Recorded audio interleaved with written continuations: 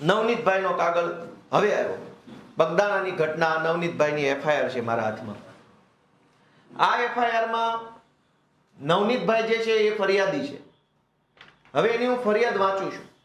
કેવી રીતે આરોપીઓને લાભ મળે, આરોપીઓ છૂટી જાય, જામીન જલ્દી થઈ જાય, સજા ન થાય, જે દિવસે કેસ હાલે ત્યારે નિર્દોષ છૂટી શકે, પાસા ન થાય, આવું બધું બધી કાળજી પોલીસ અને કેટલાક ભાજપના નેતાઓ દ્વારા ગુજરાતમાં ગમે ત્યાં રાખવામાં આવતી હોય છે. આ તો મેં તમને મોરબીની, દાહોદની, પાલનપુરની, અમરેલીની ઘટનાઓ કીધી.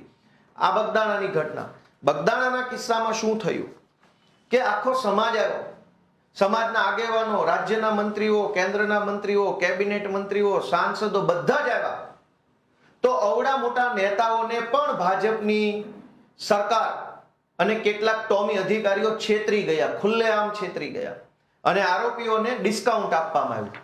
નવનીતભાઈએ લખાયું, નવનીતભાઈ જે વિડીયોમાં બોલ્યા એ વિડીયોમાં એવું બોલે છે કે ભાઈ એને પહેલા જયરાજનો ફોન આવ્યો, પછી બીજા એક બે વ્યક્તિનો ફોન આવ્યો, ત્રીજાનો ફોન આવ્યો અને પછી રાત્રે આ માથાકૂટની ઘટના બની. હવે અહીંયા જ્યારે એફઆઈઆર લખી છે એ એફઆઈઆર ને આપણે વાંચીએ તો ખબર પડે કે પોલીસે ઘટના, માનો કે જયરાજે માર્યો છે, મરાયો છે, નથી મરાયો, એ તો તપાસનો વિષય છે. સરકારને એસઆઈટી ફેસાઈટી બધું થયું છે, પણ કાગળ ઉપર જે પોલીસે લખ્યું છે એ પ્રમાણે કલમ તો નાખવી જોઈએ કમસે કમ. તમે કલમ જ સાચી નહીં નાખો તો કોઈ દિવસ સાચી તપાસ નહીં થાય. એસઆઈટી બનાવો કે આખી એબીસીડી બનાવો, જ્યારે તમારા કાગળમાં તમે ઈરાદાપૂર્વક 3-4 કલમ ઓછી લખી છે. એક તો દરેક વખતે ગુજરાતમાં એવું થાય છે કે ફરિયાદી જે ફરિયાદ લખાવે એ પોલીસ નહીં લખે, પોલીસ એની રીતે લખશે. તમે એમ કહો કે મને માર્યો, મારા ખિસ્સામાંથી આ કરી લીધું, મારો હાથ તોડ નાખ્યો, તો પોલીસ એમ કહેશે એવું નહીં લખાવવાનું, મને ગાળો દીધી એવું લખાવો ખાલી. તમે એમ કહેશો કે ભાઈ મારી પાસેથી પૈસા માંગ્યા, તો પોલીસ ના પાડશે એવું નહીં લખાવાનું. તમે એમ કહેશો કે ફલાણા ભાઈનું નામ લખો, તો પોલીસ કહેશે ના, નામ નથી લખવાનું, તમે એમ નામ ખાલી અમે પાછળથી નામ ઉમેરી દઈશું. એટલે કોઈ પણ એફઆઈઆર જે લખાય છે એ ફરિયાદી સાથે જે ઘટના બની છે એ ઘટનાની એફઆઈઆર નથી હોતી. ફરિયાદી સાથે ધારો કે આટલી ઘટના બની હોય તો પોલીસ આટલી જ લખે એફઆઈઆરમાં, આટલું નથી લખતા. પણ આટલું લખ્યું હોય, ધારો કે આટલી ઘટના નવનીતભાઈ સાથે બની, પોલીસે કાગળ ઉપર આટલી જ લખી, તો એ જે આટલી લખી છે હું વાંચું તો એમાં એવું લખ્યું છે કે આજ રોજ તારીખ ફલાણીના રોજ રાતના 1:30 વાગ્યાની આસપાસ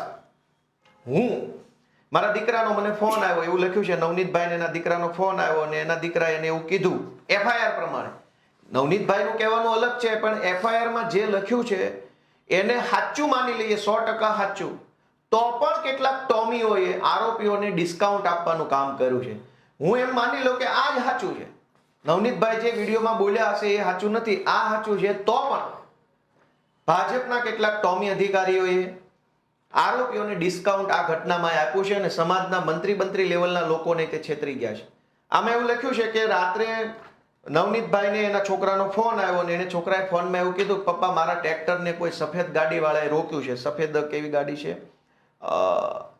સફેદ કઈ ગાડી કીધી, ગાડીનું બ્રાન્ડનું નામ લખેલું છે, વેરના કાર. કોઈ વેરના કારે મારું ટ્રેક્ટર રોક્યું છે અને મારી પાસેથી કાગળ માગે છે.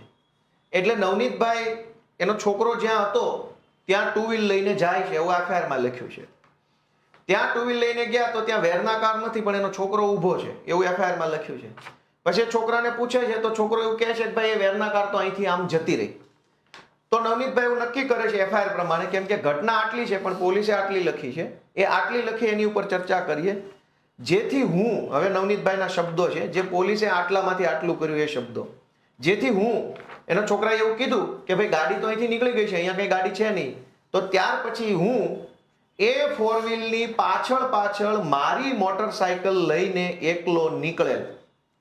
આ શબ્દો સાંભળજો ફરીથી. હું એટલે કે નવનીતભાઈ એ 4 વ્હીલની પાછળ મારી મોટરસાયકલ લઈને એકલો નીકળેલ અને હું આ 4 વ્હીલની પાછળ મોણપર ગામ જવાના રસ્તે મોણપર ગામના ઈશ્વરભાઈ શિયાળના બ્લોકના કારખાને પહોંચેલ ત્યારે આ સફેદ કલરની 4 વ્હીલ મારી પાછળથી આગળ આવીને ઊભી રહી. આખું વાક્ય એવું લખ્યું છે કે હું કારની પાછળ ચાલતો હતો અને ઈશ્વરભાઈના કારખાના પાસે કાર પાછળથી આગળ આવી ગઈ. એફઆઈઆરમાં આવું વાક્ય લખ્યું છે. આ તો ખાલી એક મુદ્દો છે, એફઆઈઆર તો બહુ લાંબી છે. પોલીસે અહીંયા ચાલાકી વાપરી લીધી છે. શબ્દની ચાલાકી. કાલ કોર્ટમાં વકીલ કહેશે કે ભાઈ આગળ હતા પાછળ હતા તમને જ ખબર નથી, એનો અર્થ એ થયો કે તમે જૂઠું બોલો છો. હવે કોણ આગળ હતું કોણ પાછળ હતું એ ક્યાંય નક્કી નહીં થાય, એનો વિડીયો ઓડિયો કઈ નથી. એટલે હું પોતે ઘડીક એમ કહું કે આગળ હતો ને હું એમ કહું પાછળ હતો તો મારી વાતનો કોઈ ભરોસો કરે નહીં. ફરીથી જેથી હું ફોર વ્હીલની પાછળ મારી મોટરસાયકલ લઈને એકલો નીકળે, હું આ ફોર વ્હીલની પાછળ મોણપર ગામના જવાના રસ્તે મોણપર ગામના ઈશ્વરભાઈ શિયાળના બ્લોકના કારખાને પહોંચ્યો ત્યારે આ કાર છે એ મારી પાછળથી આવીને આગળ ઉભી રહી ગઈ. લ્યો, પાછળ હતા પોતે અને કાર પાછળ આવી ગઈ. આ શબ્દ ચાલાકી પોલીસે આરોપીઓને ડિસ્કાઉન્ટ આપવા બનાવી છે. ભાઈ આમાં જયરાજ દોષિત છે કે દોષિત નથી એ તો પછીનો વિષય છે. પોલીસે કાર આગળ પાછળ શું કામ કરી નાખી? કાગળ ઉપર આટલી શબ્દ ચાલાકી કરી અને આ કેસને બોધો પાડવાનું કામ ભાજપનો પટ્ટો જેને ગળામાં પહેર્યો છે એને ઓલરેડી કરી નાખ્યું છે. હવે એસઆઈટી ની રચના કરે શું થવાનું, કેબિનેટ મંત્રીને કહેવાથી શું થવાનું, જ્યારે ચોરી તો અહીં કરી નાખી છે, ચોરી પકડાઈ ગઈ છે, હજુ બીજી ચોરી બતાવું કે આગળ એવું લખે છે કે ફોર વ્હીલ માંથી અજાણ્યા ઈસમો જેમાં 2 લાકડા 2 પાઇપ અને ધોકા લઈને ઉતરેલ અને મારવા લાગેલ. એટલે કે પહેલા એક કાર હતી એમાંથી 2 લાકડા 2 પાઇપ અને ધોકા લઈને કેટલાક માણસો ઉતર્યા અને મારતા હતા. ત્યારે બીજી એક સફેદ કલરની સ્વિફ્ટ કાર આવી અને એમાંથી બીજા 4 માણસો ઉતર્યા અને એ લોકો પણ ધોકાથી મને મારવા લાગ્યા. એક તો ઘટના આટલી બની છે, પોલીસે આટલી લખી છે, એ આટલીમાં તે ખોટું લખાણ છે. એમાં શું ખોટું છે કે એક કાર ઓલરેડી હતી ત્યાં, પાછળથી બીજી આવી, બધા પાસે ધોકા છે, બધાને ખબર છે કે નવનીતભાઈને મારવાનો છે. એનો અર્થ એ થયો કે આ વસ્તુ આયોજનથી થયેલી છે, કાવતરું કરીને થયેલી છે, પ્લાનિંગથી થયેલી છે. પણ નવનીતભાઈની એફઆઈઆરમાં આયોજનની, કાવતરાની, પ્લાનિંગની કલમ પોલીસે નાખી નથી આરોપીઓને ડિસ્કાઉન્ટ આપવા માટે જામીનનું. આયોજન અને કાવતરાની કલમ જૂની 120, નવી કલમ 61, એમાં લખ્યું છે ક્રિમિનલ કોન્સ્પિરન્સી. મેં જે અંગ્રેજીમાં વાંચ્યું કે van 2 or more person agree with a common object, 2 અથવા વધુ વ્યક્તિઓ સમાન ઈરાદા સાથે કામ કરવા માટે સંમત થાય તો એ ષડયંત્ર કાવતરાનો ગુનો લાગુ પડે છે. પણ નવનીતભાઈની આખી એફઆઈઆરમાં પોલીસે આરોપીઓને ડિસ્કાઉન્ટ આપ્યું છે કલમ નંબર 61 નું કે ભાઈ તે કોઈ કાવતરું નથી કર્યું, આ તો અચાનક બનેલી ઘટના છે. 2 ફોર વ્હીલ લઈને ધોકા લઈને મારવા આવવું હોય તો એનું આયોજન જ કરવું પડે, એનું પ્લાનિંગ જ કરવું પડે, એના માટે ફોન કર્યા હોય, મેસેજ કર્યા હોય, રૂબરૂ મળ્યા હોય, તો તારી ગાડી ક્યાં ઊભી રહેશે, મારી ક્યાં ઊભી રહે, બધું જ થયું હોય. પણ પોલીસે એ આખા કાવતરા, ષડયંત્ર, આયોજનની બાબતને એફઆઈઆર માંથી હટાવી દીધી છે. કોઈ ભાઈ જયરાજ આરોપી છે કે નહીં તો પછીની વાત છે. પહેલા તો આ 6 જણા આવ્યા, એને ષડયંત્ર તો કર્યું, કાવતરું તો કર્યું, ક્યાંક બેસીને મીટિંગ તો કરી, એ ઘટના આખી એફઆઈઆર માંથી હટાવી દીધી છે. હવે હર્ષ સંઘવીએ કીધું કે ભાઈ એસઆઈટી ની રચના કરશું. શું એસઆઈટી કરશો તમે? જ્યારે એફઆઈઆર તો આરોપીને ડિસ્કાઉન્ટ આપવાની કરી છે.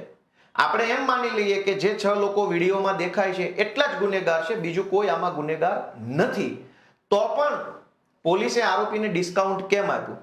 આની અંદર એક તો કાવતરાની કલમ નથી લખી નવનીતભાઈની ઘટનામાં. બીજું, કાયદામાં એક કલમ છે 34 નંબરની જૂની કલમ છે, એની નવી કલમ છે 3 ની પેટા કલમ 5. આ બહુ ઇન્ટરેસ્ટિંગ કલમ છે, આ જાણવા જેવો વિષય છે કે પોલીસ કેવી રીતે દરેક ઘટનામાં ગુનેગારોને ડિસ્કાઉન્ટ આપે છે.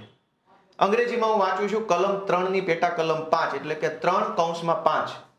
When a criminal act is done by several persons in furtherance of the common intention of all, each of such persons is liable for that act in the same manner as if it were done by him alone. શુદ્ધ ગુજરાતીમાં સૌનો સમાન ઈરાદો. કાયદામાં 2 બાબત છે. ગોપાલભાઈ છે એ રમેશભાઈને મારવા જાય છે, કાર લઈને રસ્તામાં નીકળ્યા તો રસ્તામાં એનો ભાઈબંધ સુરેશ ઊભો હતો. તો ગોપાલભાઈ કીધું કે ભાઈ સુરેશ આવીને ગાડીમાં બેસી જાય ને આપણે 2 ભાઈ એક ચક્કર મારતા આવીએ. સુરેશને નથી ખબર કે ગોપાલભાઈ મારવા જાય છે અને ગોપાલભાઈ ત્યાં ગાડી ઊભી રાખીને પેલાને માર્યો. પેલા એફઆઈઆર લખાવી કે ગોપાલ ને સુરેશ બેય આવીને મને માર્યો. પણ વાસ્તવિકતા શું હતી કે સુરેશને તો કઈ ખબર જ નથી, એ તો ભૂલથી ગાડીમાં બેસી ગયો પણ બની ગયો આરોપી. તો આ કલમ એવું કહે છે કે એક કરતા વધુ વ્યક્તિઓ ભેગા મળીને પોતાનો સમાન ઈરાદો પાર પાડવા માટે કોઈ કૃત્ય કરે તો એ ગંભીર ગુનો બની જાય છે. કલમ 3 ની પેટા કલમ 5. હવે આ ઘટનામાં 4-5 લોકો 2 ગાડી ભરીને મારવા આવ્યા તો બધાને ખબર જ હતી કે મારવા જઈએ છે. બધાનો ઈરાદો માર મારવાનો હતો, બધાનો ઈરાદો તે પોતાની દમ બતાવવાનો હતો. તો પોલીસે બધાનો એક સમાન ઈરાદો હતો, બધા મારવા જ આવ્યા હતા. કોઈ ભૂલથી નહોતું આવી ગયું, કોઈ અજાણતા નહોતું આવ્યું, બધા ગુનેગારો છે, બધાનો ઈરાદો ખરાબ હતો. ઈ કલમ નવનીતભાઈના કેસમાં લગાવી નથી, કલમ 3 ની પેટા કલમ 5, જૂની કલમ 34. શું કામ?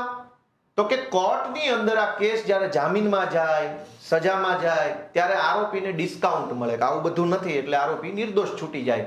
અત્યારે ભલે ન્યાય અપાવું, સમાજ ભેગો થયો, મંત્રી સંત્રી આવી ગયા, પણ આવું તો હર્ષ સંઘવીને ન ખબર હોય, અથવા એને ખબર હોય પણ એ કહેશે નહીં. સમાજના કદાવર આગેવાનોને છેતરે છે ભાજપની સરકાર કે તમારી પોલીસે આરોપીને ડિસ્કાઉન્ટ આપ્યું છે. ષડયંત્રની કાવતરાની કલમ નથી લખી, એ ઘટના આખી ચુકાવી દીધી છે. તમામનો ઈરાદો સમાન હતો, નવનીતભાઈને મારવાનો, ઈ કલમ પણ નથી લખી. બીજું, કાયદામાં એક કલમ છે સહ આરોપીની, મેં તમને હમણાં સમજાવ્યું કે છુપો આરોપી કે જે ઘટના સ્થળે ન હોય અને એક સહ આરોપી ઘટના સ્થળે હાજર હોય, ત્યાં પોતે ઊભો હોય, મારતો હોય, કેમેરાથી વિડીયો ઉતારતો હોય, કંઈ પણ કરતો હોઈ શકે. કલમ 54 છે. આ આખામાં ક્યાંય કલમ 54 લગાવેલી નથી. શું કામ? આરોપીને ડિસ્કાઉન્ટ આપવામાં આવ્યું છે ભાજપ સરકાર તરફથી. હવે સમાજ તો ન્યાયની માંગણી કરે છે, ન્યાય આપો, સમાજ ભેગો થઈ ગયો છે, મંત્રી સંત્રી તંત્રી ભારે કદાવર નેતા આવી ગયા છે, પણ પોલીસે તો આરોપીને ડિસ્કાઉન્ટ આપી દીધું છે. હવે એસઆઈટી ની રચના થઈ, બહુ તો શું થશે? પાયલ ગોટીના કેસમાં એસઆઈટી થઈ, છેલ્લે કઈ ફાંસી થઈ ગઈ, મોરબી કાંડમાં એસઆઈટી થઈ, રાજકોટ અગ્નિકાંડમાં એસઆઈટી થઈ. દરેક ઘટનામાં ભાજપ વાળા ગુનેગારોને, ગુંડા બદમાશોને ડિસ્કાઉન્ટ આપે છે. નવનીતભાઈની ઘટનામાં પણ 3 કલમ ઓછી લગાવી અને આરોપીને પોલીસ તરફથી ડિસ્કાઉન્ટ આપવામાં આવ્યું છે. અને ચોથી આઈટી એક્ટની કલમ લાગી નથી. વિડીયો ઉતાર્યો, એ વિડીયો વાયરલ કર્યો, તો એ તો આઈટી એક્ટની કલમ પ્રમાણે તમે કોઈ પણ વિડીયો વાયરલ કરો, ભાજપનો કોઈ વિડીયો બનાવીને ફેસબુકમાં લગાવો તો સાયબર ક્રાઇમ મુજબ અપરાધ થઈ જાય છે. તો કોઈને મારતો વિડીયો જે છે એ અપરાધ કેમ ન બને? તો પોલીસે આ આખી ઘટનાની અંદર આરોપીઓને ડિસ્કાઉન્ટ આપેલું છે, કાવતરું છુપાવ્યું છે, સમાન ઈરાદો છુપાવ્યો છે, સહ આરોપીની હાજરી છુપાવી છે. એટલે હવે સમાજ એકઠો થયો છે, પણ કઈ ન્યાય બાય હું નથી માનતો, કેમ કે આમાં તો બધું ડિસ્કાઉન્ટ આપી દીધું છે આરોપીને. લાંબા ગાળે આરોપીને આનો ફાયદો થઈ જશે.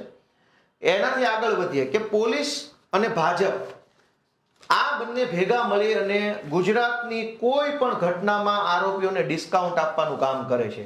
અને મેં તમને પહેલા કીધું કે આરોપીને ડિસ્કાઉન્ટ મળે, પોલીસ તરફથી ફાયદો મળે, પ્રોટેક્શન મળે, સવલત મળે, તો આરોપીને ગુનો કરવાનું વધુ મન થાય. 1000 રૂપિયા વાળી વસ્તુ મને 500 મળે તો હું 2 વખત ખરીદી કરીશ. ગુજરાતમાં તમામ ગુંડા, બદમાશ, લુખ્ખા, લફંગાઓને હંમેશા પોલીસ તરફથી અને ભાજપની સરકાર તરફથી ડિસ્કાઉન્ટ આપવામાં આવે છે. ઓછી કલમ લગાવે, નામ ન લખે, એજન્સીનું નામ ન લખે, બીજી ત્રીજી બધી જ રીતે આરોપીના બચાવમાં જ તે કાગળ તૈયાર કરવામાં આવે. પણ પબ્લિકને રીલ બતાવી દેવામાં આવે. પબ્લિક રીલ જોઈને ખુશ છે. રીલ બાબતે પણ મારે તમારું એક વાતનું ધ્યાન દોરવું છે કે કોઈ પોલીસ વાળો કોઈને મારવા તૈયાર નથી, ગુંડા બદમાશોને. કેમ કે કાલ તમે કોઈ ગુંડાને પોલીસ પગમાં 2 ધોકા મારે અને ગુંડો પોલીસ વિરુદ્ધ ફરિયાદ આપે તો હર્ષ સંઘવી કયો મેડલ આપી દેશે? આ દરેક ઘટનામાં જે રીલ બને છે એમાં કાયદેસર આરોપીને સમજાવવામાં, શીખવાડવામાં આવ્યું હોય છે કે તું છાનો માનો રીલ બનવા દેજે, અમારી લંગડો ચાલજે, 2 મિનિટની રીલ બની જાય એટલે તુંય છૂટો ને હુંય છૂટો.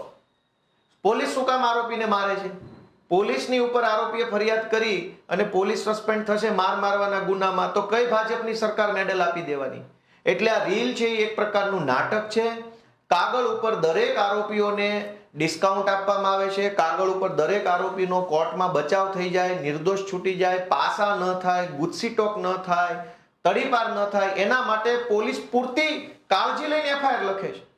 તમામ ઝીણી બાબતોમાં પોલીસ મગજ દોડાવે છે કે કયો આંકડો ખોટો લખવું, કઈ ઘટના ખોટી લખવું, કોનું નામ ખોટું લખવાથી આરોપીને ફાયદો થાય. અને પછી આરોપીને ડિસ્કાઉન્ટ આપ્યા પછી પબ્લિકને ખુશ કરવા જૂઠી રીલો બને છે. પબ્લિકો રીલ જોઈને એવું માને છે કે ન્યાય થઈ ગયો, બરાબર છે, આમ થઈ ગયું, તેમ થઈ ગયું.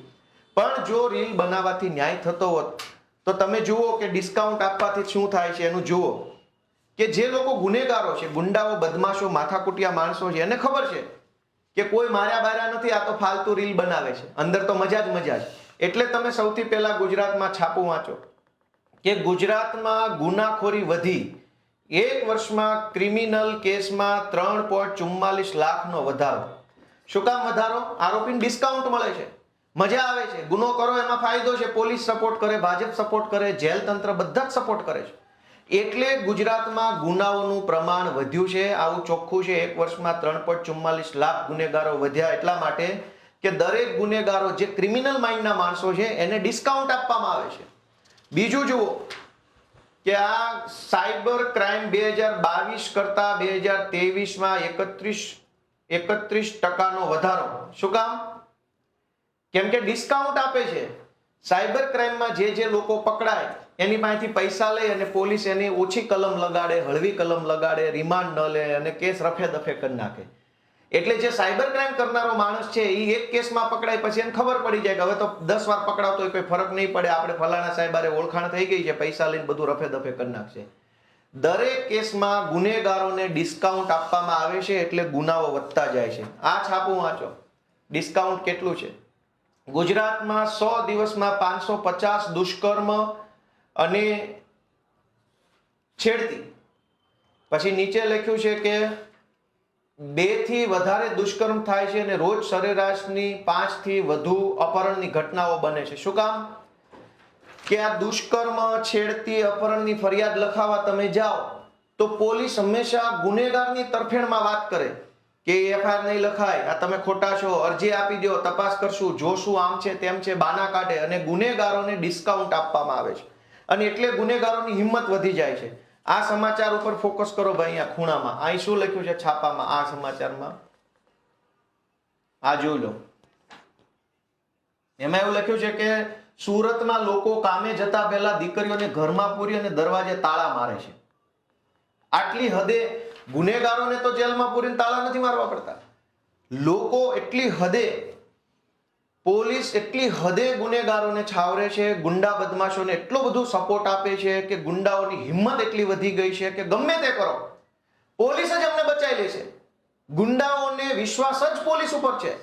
અને પોલીસમાં આવું કેમ થયું? તેમ કે ગૃહમંત્રી બહુ મહાન માણસોને બનાવવામાં આવ્યા છે, મુખ્યમંત્રી એનાથી મહાન છે, એટલે ગુંડાઓને સરકાર ડિસ્કાઉન્ટ આપે છે. એના પરિણામે ગુજરાતની પરિસ્થિતિ જુઓ કે ગુજરાતમાં અપહરણ કરાયેલા 437 લોકોમાંથી 437 લોકોનો અતોપતો નથી. અપહરણ થયું પણ આજની તારીખમાં પોલીસને માણસ મળતો નથી. ચૈતર વસાવા, રાજુ કરપડા આંદોલન ઉપર ઉતરવાના હોય તો એને અંધારામાંથી ગોતી આવે છે, ગમે ત્યાંથી ગોતી લે. સીએમ નો પ્રોગ્રામ હોય તો આમ આદમી પાર્ટીના કાર્યકર્તાને ગમે ત્યાંથી ગોતી કાઢે છે, એલસીબી, ક્રાઇમ બ્રાન્ચ વગેરે. પણ અપહરણ કરાયેલા 474 લોકો પોલીસને આજ દિવસ સુધી મળતા નથી. શું કામ? કે આ અપહરણ કરનારી ટોળકીને પોલીસ તરફથી, ભાજપની સરકાર તરફથી ડિસ્કાઉન્ટ આપવામાં આવ્યું છે. તમે તારે ક્રાઇમ થાય એટલો કરો, અમને અમારું દેતા રહેજો. ભાજપમાં થોડુંક દો, થોડુંક અમને દઈ દો. પબ્લિક તો હિન્દુ મુસલમાન કરીને મત આપવા તૈયાર જ બેઠી છે. ત્યારબાદ ગુજરાતમાં 898 કરોડ રૂપિયાના અલગ અલગ મુદ્દામાલની ચોરી થઈ. એમાંથી 643 કરોડનો મુદ્દામાલ મળ્યો જ નથી. 898 એટલે ઓલમોસ્ટ 900 કરોડ રૂપિયાની ચોરી થઈ. અલગ અલગ, કોઈનો મોબાઈલ, કોઈનું સોનું ચાંદી, કોઈના ઘરેણા, કોઈનું કોમ્પ્યુટર, કોઈની 4 વ્હીલ, કોઈની 2 વ્હીલ. એમાંથી 643 કરોડ રૂપિયાનો મુદ્દામાલ તો હજુ સુધી કોઈને મળ્યો નથી. તો આ 643 કરોડ રૂપિયાનો મુદ્દામાલ જે ચોર લઈ ગયા, એ ચોર પાસેથી ચૂંટણી ફંડ કોણે લીધું, કટકી કોણે લીધી અને કોણે આ ચોર લોકોને ડિસ્કાઉન્ટ આપ્યું? ચોરને કોઈ બીક નથી. તમે જુઓ કે 5 વર્ષમાં ગુમ થયેલા 10,000 બાળકોમાંથી 3,000નો પતો નથી. 3,000 બાળકો ગુજરાતમાંથી ગુમ થયા છે, એનો કોઈ અતોપતો નથી. એટલા માટે કે ક્રાઇમ કરનારા લોકો છે એને ડિસ્કાઉન્ટ સરકાર જ આપે છે કે થાય એટલો ક્રાઇમ કરો, અમને હપ્તા દેતા રહેજો, એટલે બાકી કઈ વાંધો નથી. હવે તમે જુઓ કે જે ઘટના બહુ ચગી જાય. એક તો તમે જ્યારે ફરિયાદ લખાવા જાઓ છો તો પોલીસ ફરિયાદ લખવા જ તૈયાર નથી. માંડ ફરિયાદ લખાવો તો જેવી તેવી ફરિયાદ લખે છે. કેટલાક કિસ્સામાં વિડીયો વાયરલ થઈ જાય, ખૂબ બધું ભમાભમી મચી જાય, એટલે પરાણે એફઆઈઆર દાખલ કરવી પડે તો આરોપીઓને ડિસ્કાઉન્ટ મળે, કલમ ઓછી લગાવે, વાક્યો બદલી નાખે, શબ્દો બદલી નાખે, નામ છુપાવે. આવું બધું કરીને પણ છતાંય જે એફઆઈઆર લખાય છે, છતાંય એ એફઆઈઆર માંથી 3 વર્ષમાં 10,000 કરતા વધુ ખાલી પોક્સોના કેસ નોંધાય. એટલે 17 વર્ષ કરતા ઓછી, 18 વર્ષ કરતા ઓછી ઉંમરની દીકરીઓ ઉપર બળાત્કાર, છેડતી, રેપના કેસ નોંધાયા. અને એમાં fast track court. Fast track court એટલે ફાસ્ટ એટલે ઝડપ, ટ્રેક એટલે જલ્દીથી કેસ જેનો નિકાલ થઈ જાય. ફાસ્ટ ટ્રેક કોર્ટ બનાવી સરકારે. એમાંય 10,000 થી વધુ કેસ તો એમાં પેન્ડિંગ છે. રેગ્યુલર કોર્ટમાં તો કેટલા હશે? ફાસ્ટ ટ્રેક કોર્ટ એટલે અલગથી સ્પેશિયલ કોર્ટ. 18 વર્ષથી નીચેની દીકરીઓ સાથે બળાત્કાર, છેડતી કઈ ઘટના બને એની સ્પેશિયલ કોર્ટમાં 10,000 કેસ, 3 વર્ષમાં ખાલી 10,000 કેસ તો પેન્ડિંગ છે. અને આ 10,000 કેસ કેવા હશે? જે બહુ ચકચારી હશે, સમાજે વિરોધ કર્યો હોય, આંદોલન થઈ ગયું હોય, વિડીયો વાયરલ થઈ ગયો હોય, સોશિયલ મીડિયામાં હોવા થઈ ગઈ હોય તો લખે. છાના ખૂણે કોઈ નિર્દોષ દીકરી આરે ઘટના બની ગઈ હોય તો ગુજરાતમાં આરોપી તરફે હંમેશા ભાજપ સરકાર ઊભી છે.